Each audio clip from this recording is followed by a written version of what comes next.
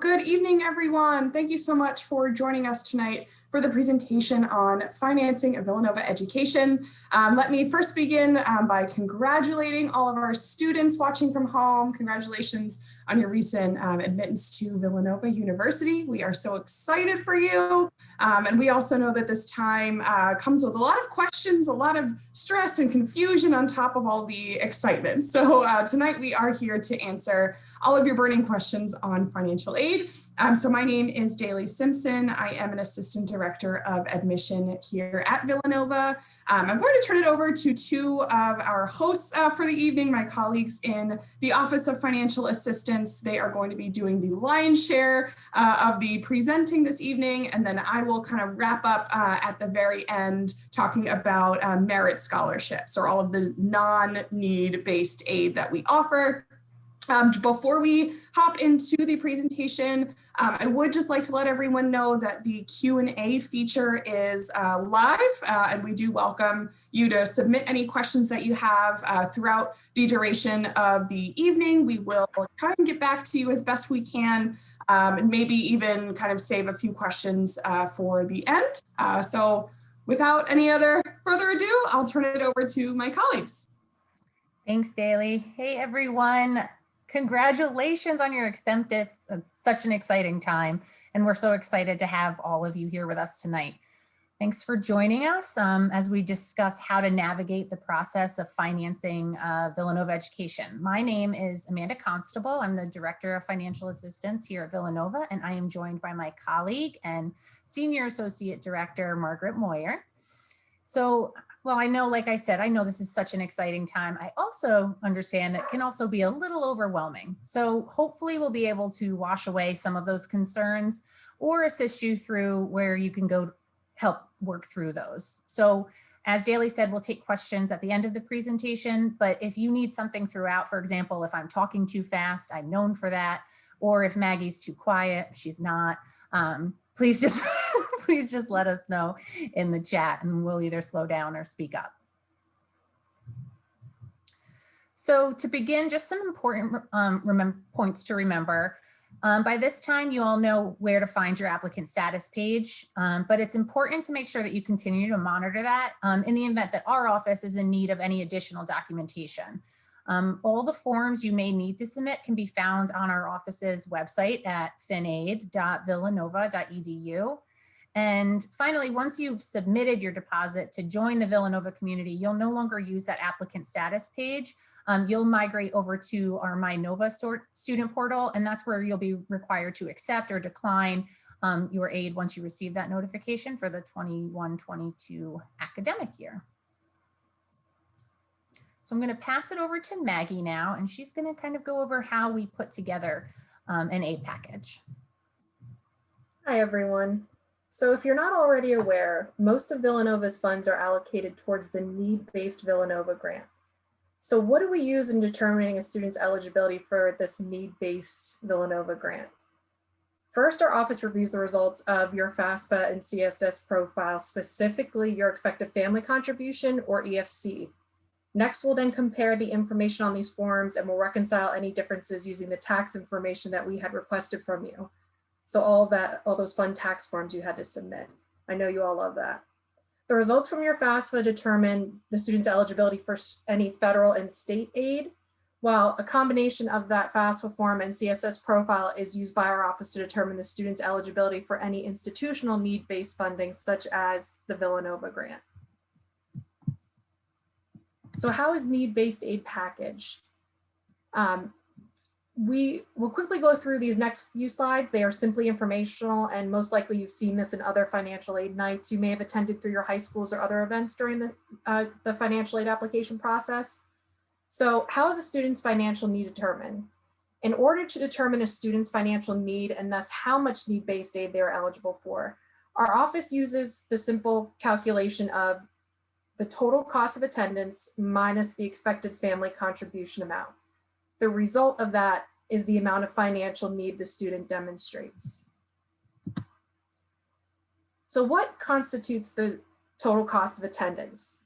The total cost of attendance, also referred to as a student's budget, is the student's education-related expenses that dictate the maximum amount of financial aid or assistance that a student can receive in an academic year. Put simply, we can only calculate financial assistance that does not exceed the student's total cost of attendance or budget, so we cannot award beyond that amount. And by financial assistance, we are referring to any source of funding available to a student enrolled in a degree-seeking program. This slide is important in order to better understand the components of a student's cost of attendance.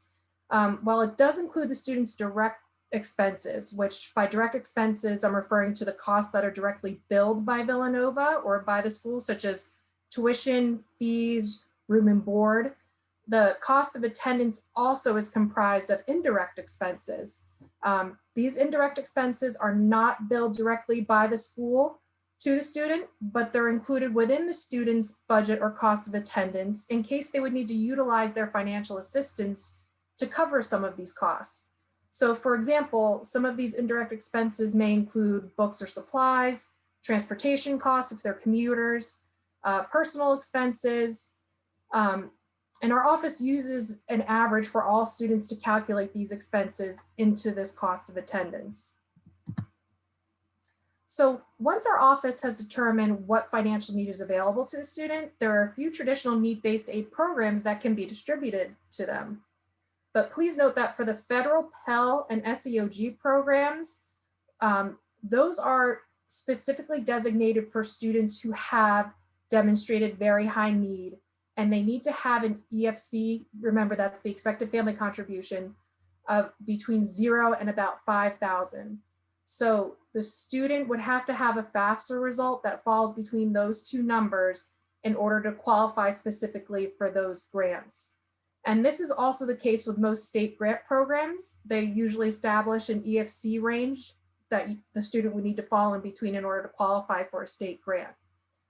Also with state grant programs, please be aware that many states do not provide reciprocity, which means that you may not be eligible for certain state grants if you leave your home state. So for example, if you're a New Jersey state resident and you were to come to school at Villanova, if you were to qualify for a New Jersey state grant, they may not honor it since you'd be attending a school outside of the state of New Jersey. But again, you would need to check with your state individually to confirm that. Also, federal nursing loans are offered to students who exhibit financial need and are enrolled in nursing programs only. The federal direct loan program offers two types of loans, a subsidized loan and an unsubsidized loan.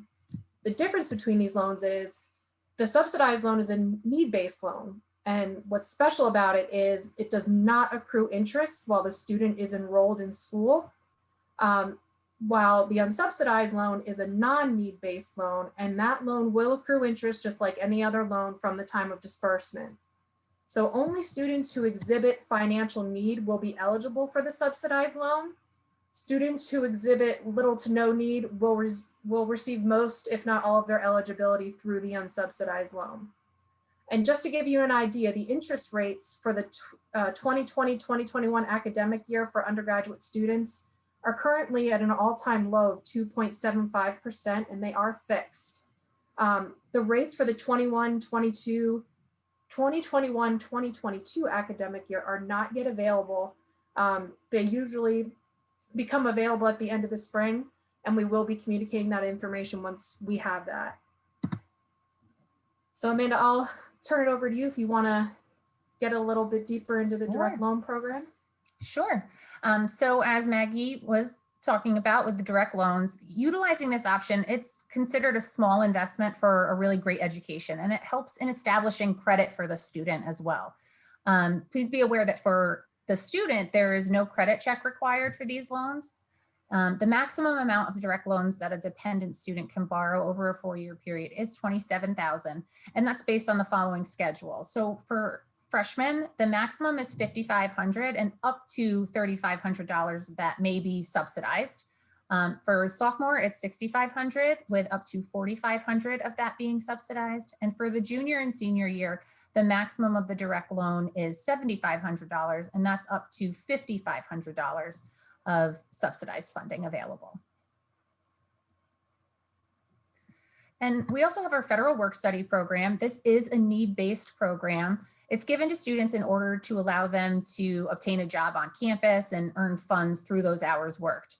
Students will earn a paycheck for their hours worked, and their work study amount does not get deducted from their bill. So you want to take that into consideration when reviewing your aid notification and also the bottom line cost of the attendance.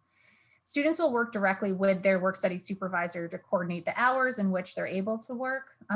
Everywhere on campus is very flexible, understanding that students are there primarily for study and less on work, but work is a great opportunity to really get to know the campus and maybe get interested in something that they didn't know they would enjoy. The link in which students can find the available jobs can be found on this slide, jobs.villanova.edu. As I said, it's a great opportunity to earn money for some of those personal expenses, as we spoke about earlier, and it's a chance to build their resume. Jobs usually begin getting posted in the summertime from the departments. Villanova Grant. So our Villanova Grant is a need-based grant. It's not a scholarship. So since the Villanova Grant is needs-based, that means that you'll reapply for financial assistance each year. And if there is a change in circumstance, your financial aid might be adjusted. Our goal is to provide you the same level of resources from year to year, but with changes in circumstances that can impact your eligibility. So some examples of this could be a change to the number of children attending a Title IV undergraduate, college, or university at full-time status, number in the household or siblings over the age of 23, an increase or a decrease to income or assets, investments, change in housing status, for example, moving from an on-campus to a commuter status, moving back home. And more details on these can be found on our website. And when you do receive your aid notification, you'll also be given a link to our financial assistance booklet, which will go into further detail on some of these circumstances that could change a financial aid eligibility later on down the road. So when you receive your notice, you might see something called additional funding opportunities.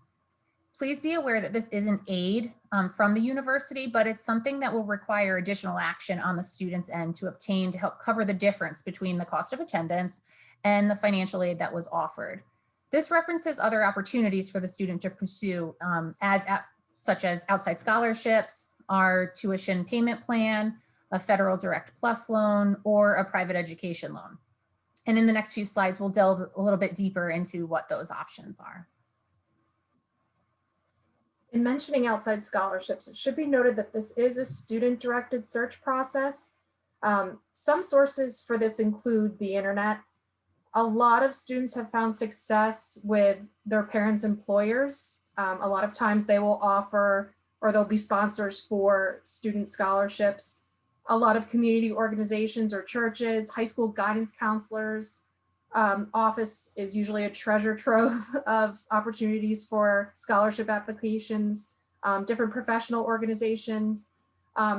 Any funding that a student may receive through an outside source, any that I have mentioned, they must be reported to the Office of Financial Assistance because we must account for that as a form of assistance that the student is receiving. So another option is the Villanova Tuition Payment Plan, which this option is administered through the bursar's office. And this allows payments to be made over a 10-month period, as opposed to one large installment payment each term. So our Villanova website on the slide has more information regarding this option. It's important to keep in mind that this option can be used in conjunction with one of the other financing options, because this can reduce the amount of loan debt that could be incurred by the student. So for example, if a student has a $30,000 balance due for the year, but the family has the ability to contribute around $20,000 towards that balance for the year, the family can finance that $20,000 over the 10-month payment plan and pay $2,000 a month pretty much through that plan, and finance that remaining $10,000 through a loan or through an outside scholarship or other means.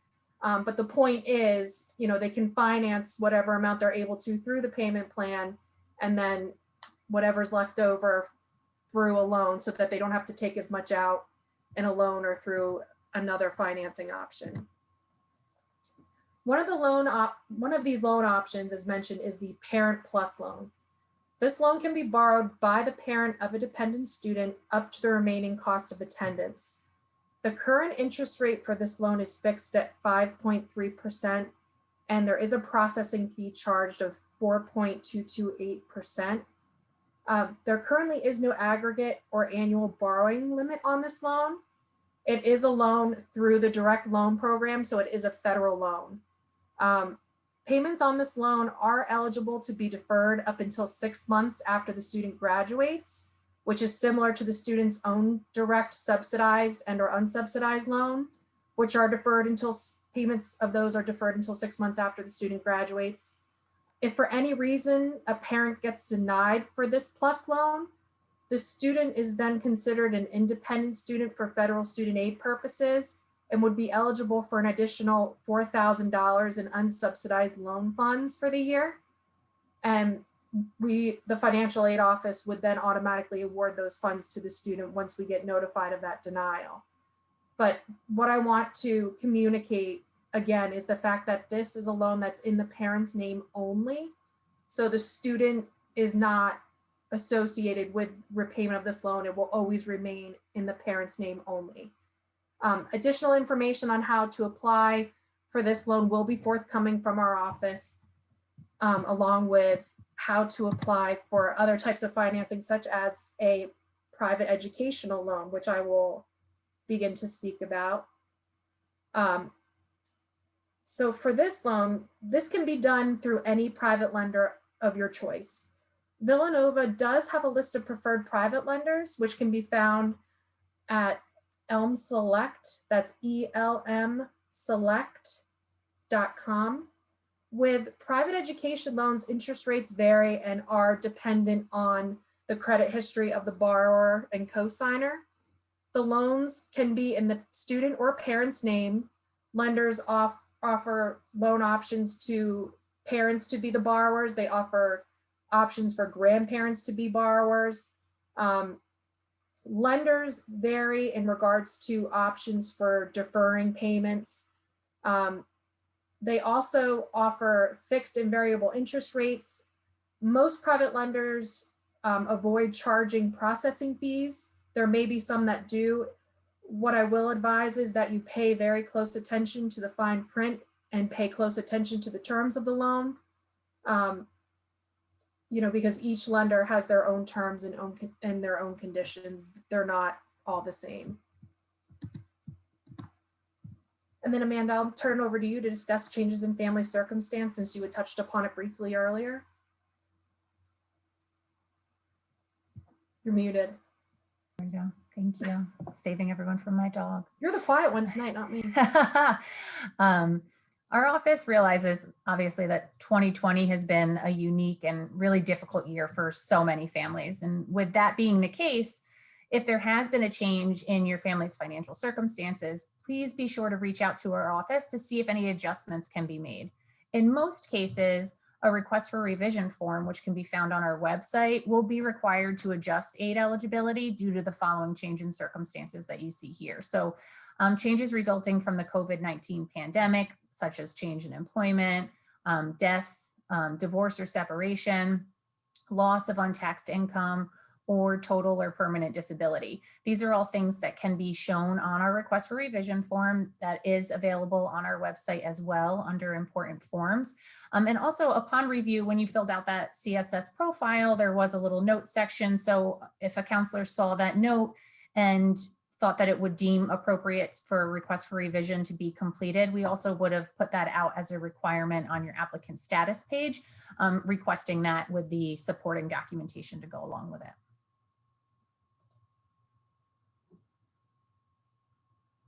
Pass it back over to Maggie just to go over a few final notes.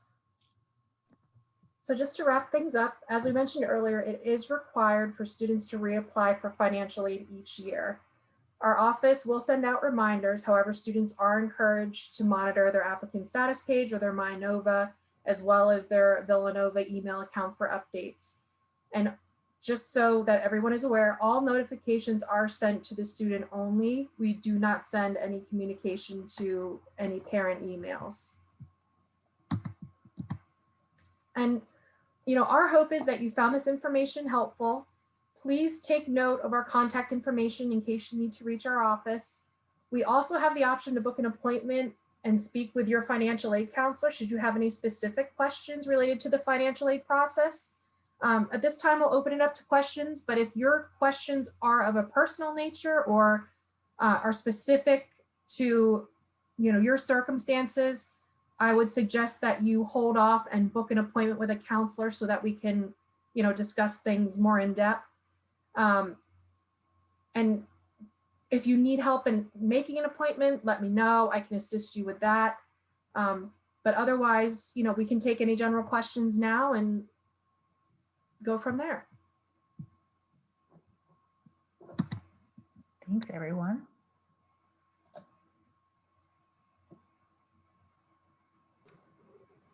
I will just jump in here quickly. We received a number of questions about merit-based scholarships. So here at Villanova, as we have talked about, I think Maggie specifically mentioned it, the vast majority of our resources are allocated towards supporting need-based aid rather than merit scholarships. So in full transparency, just about 2% of our applicants are actually awarded a merit scholarship.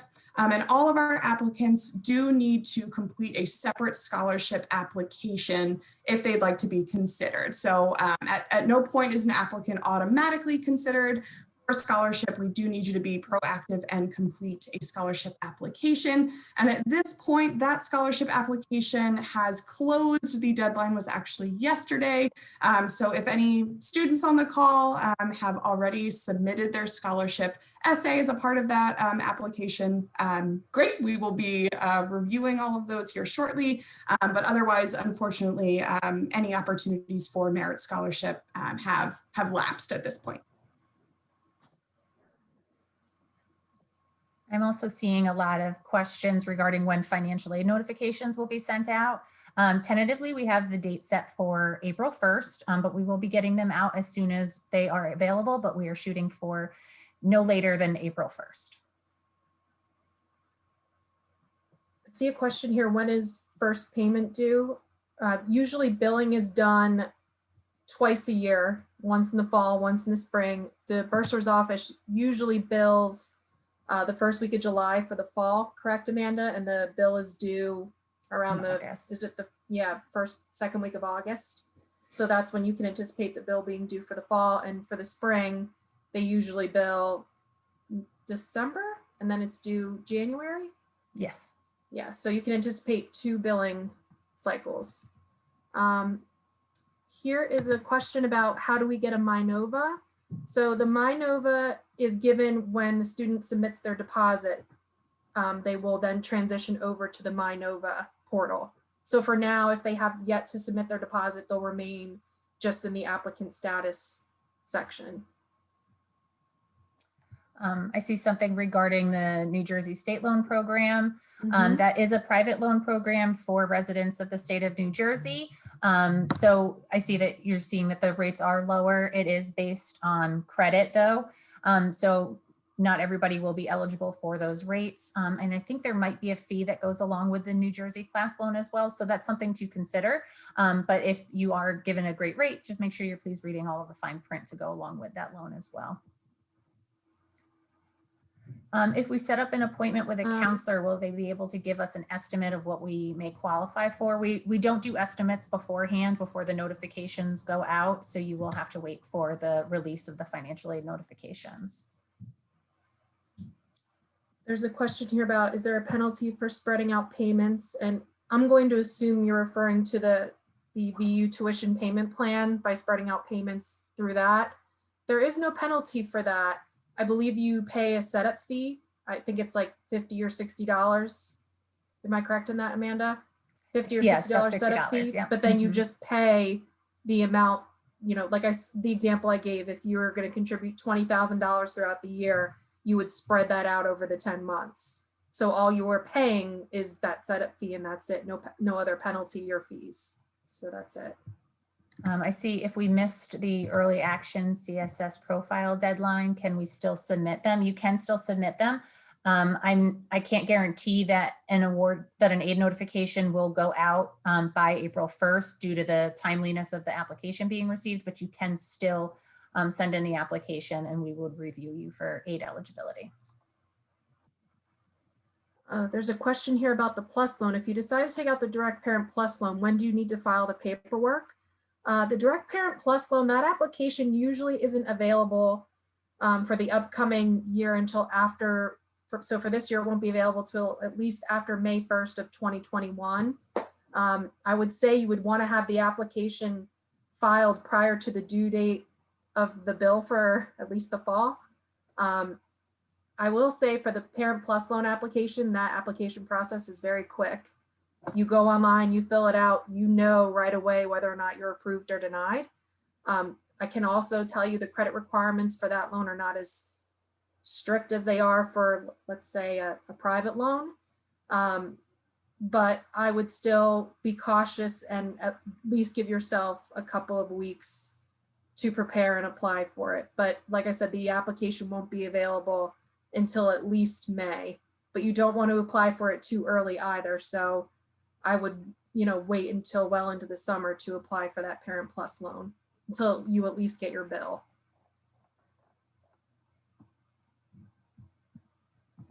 And then there's another question here about the Parent Plus loan. Is it a one-time loan towards tuition or do you have to apply for each year? And this is for any loan. You have to, whether you do a Parent Plus loan or a private loan, you would need to apply for that loan each year.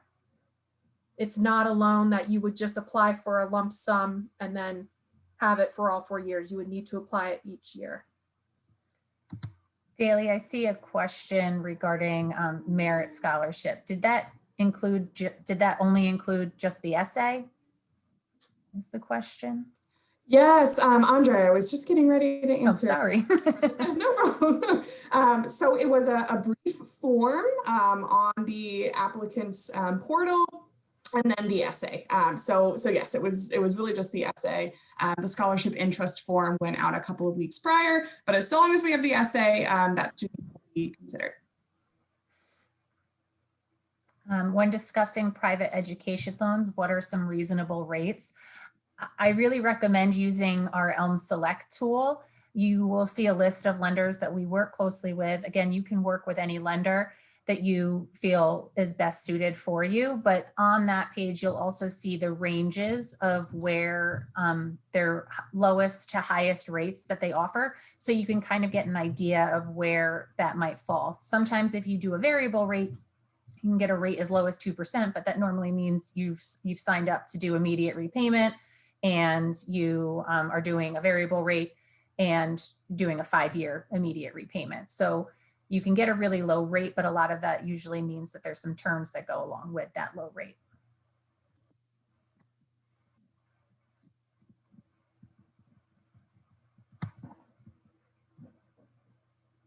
Is a CSS profile done every year like the FAFSA?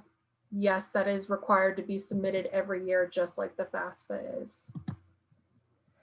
If you missed the deadline for our scholarships, are some of the outside scholarships still available? So outside scholarships, meaning going through the guidance counselor, your parents' employer to see if scholarships, those are all still available. But again, those are student started. So you'll need to do the research for those outside scholarships.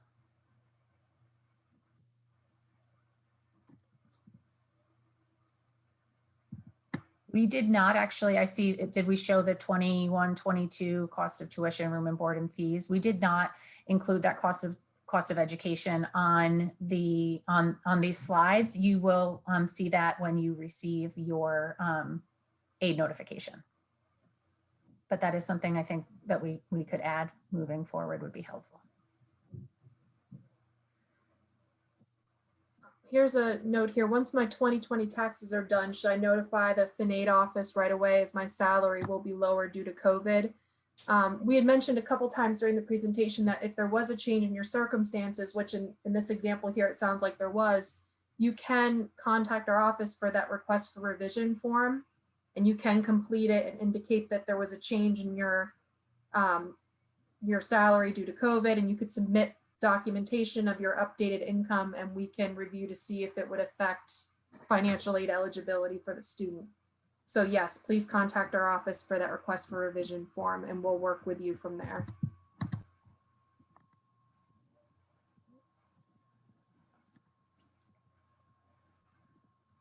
Let's see.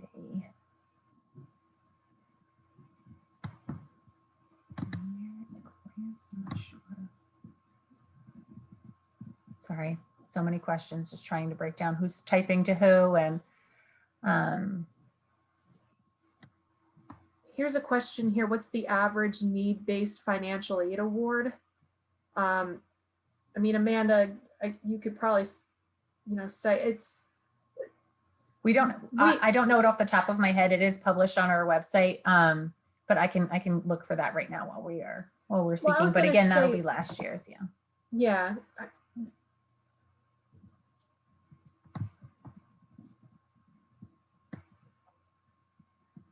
So examples of jobs offered to students if they are to receive work study. We have students in the Office of Financial Assistance that help us answer phones and emails. We have students that also help with our mail and imaging. I know the Office of University Admissions has work study students that assist them throughout everyday tasks. Athletics has a ton. Dining services. Dining services has probably the most flexible hours since they're open much longer than the 9 to 5 offices on campus. But departments, English, they usually will have a work study student helping out with things. So you'll just want to make sure that you are getting an early start, because there are some jobs that everybody wants and we obviously can't fit everybody in. There was a question here about if they missed the deadline for scholarships, or some of the outside scholarships still open to apply for. Usually with outside scholarships, they're kind of rolling deadlines. Deadlines can be throughout the year. So my suggestion is to most students to be checking the different search engines and things like that throughout the year, because they could be coming available at any point. So don't give up on that search. They could be becoming available at any time. Michelle, I see there's a few questions about siblings in college. You stated there's no form to fill out. You would let us know on your FAFSA and the CSS application, the CSS profile application, letting us know that there's another student attending school at that time. What I would like to focus on is that if you receive an aid package, to take into consideration understanding that when that older sibling leaves school and graduates their undergraduate degree, that there could be a significant impact to the expected family contribution and therefore an impact to the financial aid. We in our office, if you are concerned about that, we can put together estimates to see what that might look like. Of course, it's no guarantee of what it'll look like 2 years down the road, but it can kind of give you a peace of mind to say, okay, maybe the first 2 years we'll be paying this, but year 3 and 4 we'll be paying an additional amount. So we are here to help answer those in-depth questions once an aid notification is received. There's a question here about the EFC. Is the EFC number per student or per family? For dependent students, it's per family. So the EFC is a combination of the expected family contribution amount for the student and for the parents. So it's per family. But if it's, and also if it's talking about number in college, so a family could say, if you only had one in college, this is just a very loose example, could have an expected family contribution of $50,000 when your son or daughter started at, say, Temple, because this was the example I saw. And then when your new student joins Villanova, that EFC will be $25,000 for one student and about $25,000 for the other student. It's not necessarily 50-50, but it's pretty darn close where they split that amount. Moving forward, though, we should note that there's the FAFSA will be using a new calculation in determining that. So number in college will not have such a significant impact. We just don't know what that is yet because we're still receiving those regulations from the Department of Ed.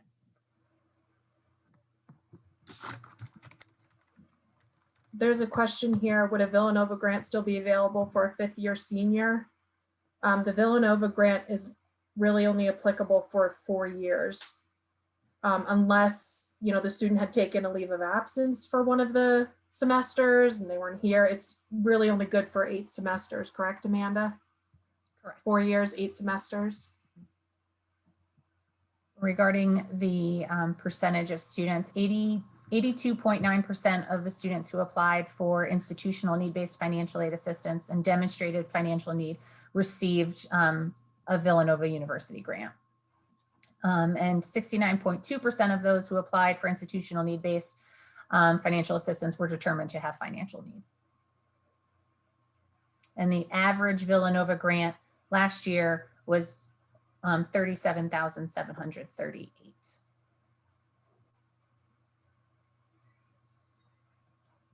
There is a concern here, and this is actually pretty common. We see this a lot. I did not realize when doing my FAFSA that since I had a rollover of a pension to a retirement IRA and used the IRS data retrieval tool, that my EFC may have been affected, meaning that my EFC is likely higher than it should be. How does this get corrected?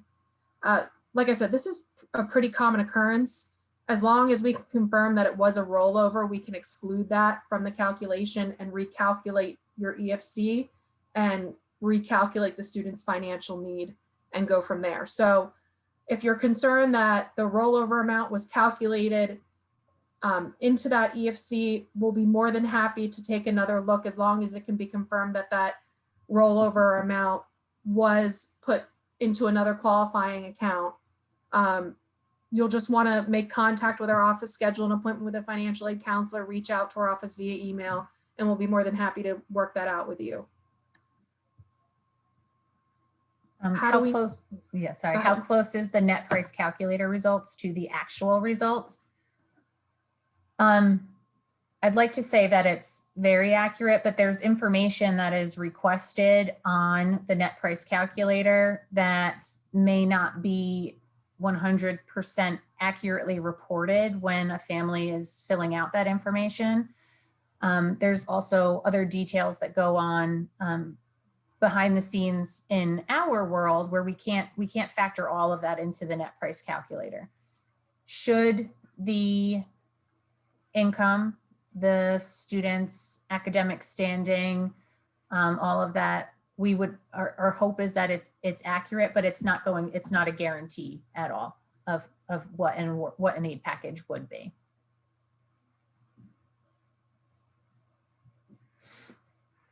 There's a question here. How do we know what our EFC was calculated to be? So if you filed your FAFSA form, upon submission, there should have been a student aid report that was given to you that would have given a summary of what was input into the FAFSA, and it should have told you what your expected family contribution amount would have been. And I believe the same information is summarized at the end of the profile, if I'm not mistaken. It gives you a summary of that and what your expected family contribution is. Now, you know, that could change once we're given that information. If we make updates based on the tax information that was provided to us, it could change. But that information you can find in the paperwork once you had submitted it on your own. But again, it could change once we make any adjustments on our end.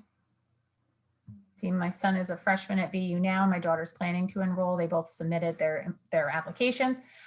Your daughter will receive her aid notification by April 1st. Your son will not receive an aid notification until after the end of the spring semester. And our goal is to get our returning student aid packages by July 1st.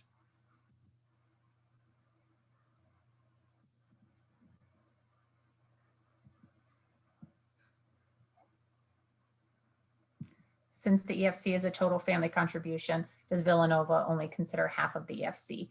The EFC for each student would be found on their FAFSA. So if you see an EFC of $25,000 on one child and $25,000 on another, The families is about 50,000, but that EFC on each of their applications is the EFC that is used when determining aid eligibility for each of them. And I would really like to thank Matt and Daly and Allison and Mary Kay. Mary Kay is part of the financial assistance team. She's a senior associate director with us, for answering so many questions that came in. And I really, really love when we have the opportunity to meet with so many of you, to ask questions as they pop into your head. And I hope that all of you found this information helpful and useful. And to the point that Maggie closed with, if you have questions and you would like to speak directly with your financial aid counselor, you can go to our website to set up direct appointments with them. We are unable to give estimates, so you will have to wait until the no later than April 1st aid notification to come out to get details on that. But if you have questions regarding what a Villanova grant is, or looking at loans or something like that, we are happy to help you. And even if it's going through I'm having a change in circumstance, but I'm not sure if I need to complete a request for revision, you can do that as well with us. We're happy to help.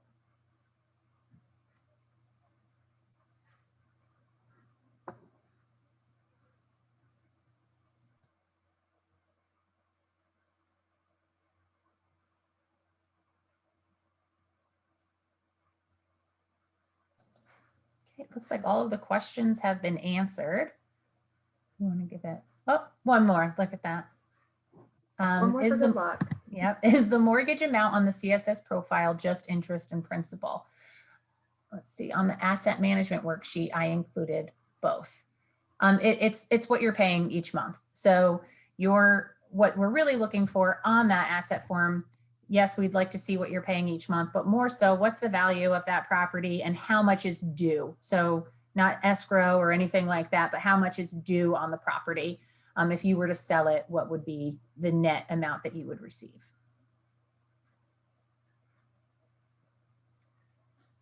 Answered that one. Mary Kay is working on the other. Thank you, Mary Kay.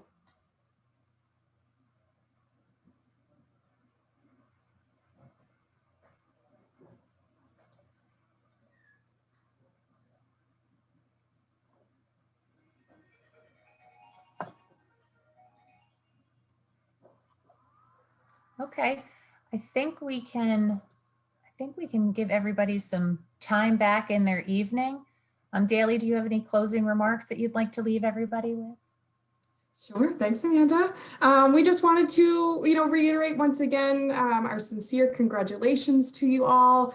This is such an exciting and fun and new time. So we really hope that you're able to kind of revel in that, celebratory feeling. And at the same time, as we talked about all evening, as we know that this college application and eventual enrollment and decision time also kind of brings about a lot of questions. So we are here to help you. So please feel free again to reach out. All of our contact information is right on our website. It's just finaid@villanova.edu. So please feel free to check out. Oh, thank you, Amanda. It's right in the chat there. So yeah, we're here to help. So please feel free to lean on us as a resource. We really want to, enable you to enjoy this time and to kind of alleviate all the stress and the fear and all of that kind of stuff. So congratulations again. Enjoy the rest of your evenings and feel free to stay in touch. So I think with that, we will sign off. So thank you all for joining us and congratulations again.